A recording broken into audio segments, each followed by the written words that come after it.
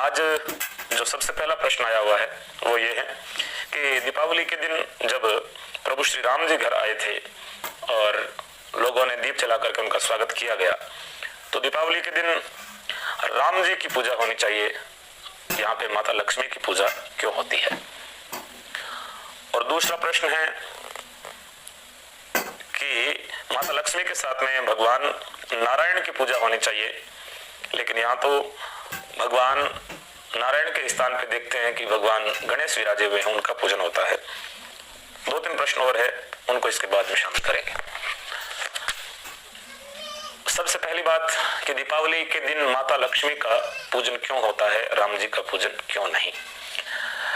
दीपावली के दिन ही माता लक्ष्मी का प्राकट्य हुआ था, जब देवता और दानवों ने मिलकर के समुद्र का मंथन किया।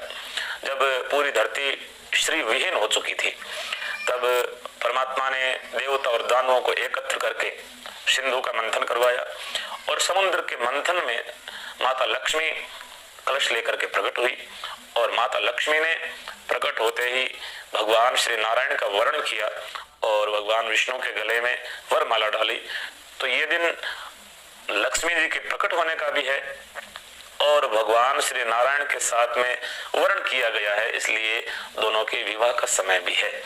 तो इस संबंध में अनादिकाल से ही दीपावली के दिन माता लक्ष्मी का पूजन होता है और माता लक्ष्मी का पूजन करते हुए हम सब लोग आग्रह करते हैं कि जिस प्रकार से माता लक्ष्मी ने भगवान नारायण का वर्ण करके पूरे संसार को सुख समृद्धि और ऐश्वर्य से परिपूर्ण किया, ऐसे ही इसी दिन मां लक्ष्मी हम सभी के घरों में भी आए और आकर के अपना सामर्थ्य, अपनी समृद्धि, अपना वैभव हमें प्रदान करके हम सभी को कृतार्थ करें। इसलिए माता लक्ष्मी के पूजन को इस दिन किया जाता है और माता लक्ष्मी के पूजन के बाद में उनके आगमन की भी ये रात्रि होती है दीपावली की। दूसरा प्रश्न ये आया कि दीपावली के दिन माता लक्ष्मी के साथ में भगवान नारायण की पूजा क्यों नहीं होती? तो भगवान श्री नारायण चतुर्मासे के समय में 4 महीने के लिए राजा बलि के द्वार पे जाते हैं, ऐसी हमारी पौराणिक कथा है। और भगवान नारायण जब बलि के द्वार पे विश्राम कर रहे हैं, शयन कर रहे हैं, तब इस देव शयन के समय में माता लक्ष्मी अकेली है और दीपावली के 11 दिन बाद में देवोत्थान एकादशी आती है। उस दिन भगवान श्री नारायण माता लक्ष्मी के पास में आते हैं, ऐसी हमारी कथा है। तो इन दिनों में माता लक्ष्मी अकेली हैं और ऐसी भी कथा आती है कि एक बार माता लक्ष्मी ने माता पार्वती के साथ में संवाद किया। माता लक्ष्मी के कोई पुत्र नहीं है। माता पार्वती से उन्होंने आग्रह किया कि आपके 2 पुत्र हैं और मेरे पुत्र नहीं हैं, मैं इस सुख को अनुभव करना चाहती हूँ। तब माता पार्वती ने अपने प्रिय पुत्र गणेश को माता लक्ष्मी को मानस पुत्र के रूप में, दत्तक पुत्र के रूप में प्रदान किया और माता लक्ष्मी ने भगवान गणेश को दत्तक पुत्र के रूप में स्वीकार किया है।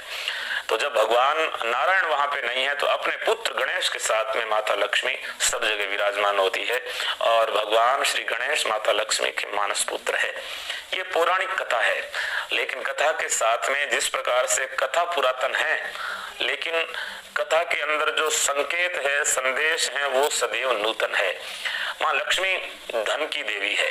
संस्कृत में लक्ष्य धातु से लक्ष्मी शब्द बनता है। लक्ष्य मतलब अपने लक्ष्य तक पहुंचना। लक्ष्मी के सहयोग से हम अपने लक्ष्य तक पहुंच सकते हैं। जिस प्रकार से लक्ष्मी का सहयोग हुआ तो आप बाजार से गाड़ी खरीद के ले आए, लेकिन गाड़ी से आप लक्ष्य तक नहीं पहुंच सकते। गाड़ी को चलाने का अनुभव आपको होना चाहिए, विवेक आपके पास में होना चाहिए। तो गणेश जी विघ्नों के हर्ता है और बुद्धि के अधिष्ठाता देवता है। और लक्ष्मी ये कहती है कि जब आप बुद्धिमान बनोगे, आप जागरूक बनोगे, आप विवेकवान बनोगे, तो लक्ष्मी आपके पास में रहेगी। भगवान गणेश बुद्धि, विवेक और ज्ञान के देवता है, इसलिए माता लक्ष्मी और गणेश जी दोनों का युग्म है, दोनों एक साथ में रहते हैं। और दीपावली के दिन भी लक्ष्मी के साथ में गणेश जी आएंगे, तब लक्ष्मी का उपयोग कैसे करना है, उपभोग कैसे करना है, उनका जीवन में हम जो है सदुपयोग कर पाए, इसके लिए गणेश जी की कृपा होना भी आवश्यक है। इसलिए माता लक्ष्मी के साथ में भगवान गणपति का पूजन भी होता है, और भगवान गणपति सब विघ्नों के हरता है और बुद्धि को देने वाले देवता है। इसलिए जब भी लक्ष्मी मांगो तो लक्ष्मी के साथ में गणेश जी को भी पधारना आवश्यक होता है। हम सभी के जीवन में यदि केवल लक्ष्मी जी आ गई और गणेश जी नहीं आए तो कई बार व्यक्ति लक्ष्य से भटक जाता है, उसका दुरुपयोग हो जाता है। इसलिए धन के साथ साथ में ज्ञान भी होना जरूरी है। तब हमारे ऋषियों ने, हमारे संतों ने, हमारे पुरखों ने जब से इस परंपरा को प्रारंभ किया है तब कहा कि गणेश लक्ष्मी के साथ में गणेश का पूजन भी हो, ताकि हम लोग अपने विघ्नों से बचे रहें और विवेक की प्राप्ति हमें होती रहे। कई स्थानों पर माता लक्ष्मी के साथ में भगवान कुबेर की पूजा भी होती है, कई जगह पर सरस्वती जी का पूजन भी होता है। ऐसा अलग अलग क्षेत्रों में पूजन करने का विधान है। तो भगवान कुबेर देवताओं के भंडारी है, देवताओं के खजांची हैं, और धन का भंडार है, उसके मालिक, उसके कोषाध्यक्ष भगवान कुबेर हैं। तो माता लक्ष्मी के साथ में कुबेर कोषाध्यक्ष के रूप में, वित्त मंत्री के रूप में आते हैं। जहां जहां भगवान श्री गणेश और माँ लक्ष्मी आदेश करती है वहां वहां पर वो अपने धन के भंडार को लुटाते हैं। और माँ शारदा, माँ सरस्वती विद्या की देवी है। लक्ष्मी के साथ में विद्या आए, लक्ष्मी के साथ में ज्ञान आए, लक्ष्मी के साथ में विवेक आए, इन सभी का समान रूप से हमारे जीवन में आगमन होता है, तब हमारा जीवन सुखमय होता है, हमारा जीवन निरापद होता है। और इसे दीप जला करके प्रकाश में, उजाले में लक्ष्मी को पधराना होता है। अंधेरी रात में लक्ष्मी आए लेकिन फिर भी दीप के उजाले में आए, इसलिए दीप मालिका जलाई जाती है। तो आप सब लोग इस दीपावली को जब लक्ष्मी जी का पूजन करें तो माँ लक्ष्मी जी से आह्वान करें। माँ लक्ष्मी जी भगवान नारायण की भार्या है, और भगवान नारायण के साथ में माता लक्ष्मी आपके घर में पधारें, साथ में अपने मानस पुत्र गणेश जी के साथ में भी आवें, और उन्हीं के साथ कुबेर भंडार भी आएंगे, माँ वीणा पाणी भी आएगी, और आप सभी का जीवन सुखमय होगा। तो ऐसे जिज्ञासा आप लोगों की आई। अधिक जिज्ञासाओं को शामिल करेंगे तो वीडियो की जो समय है, टाइम है, वो लंबी लेंथ हो जाएगी। इससे आगे की जो शंकाएं हैं वो अगले श्रृंखला के अंदर शामिल करेंगे। आज के लिए बस इतना ही।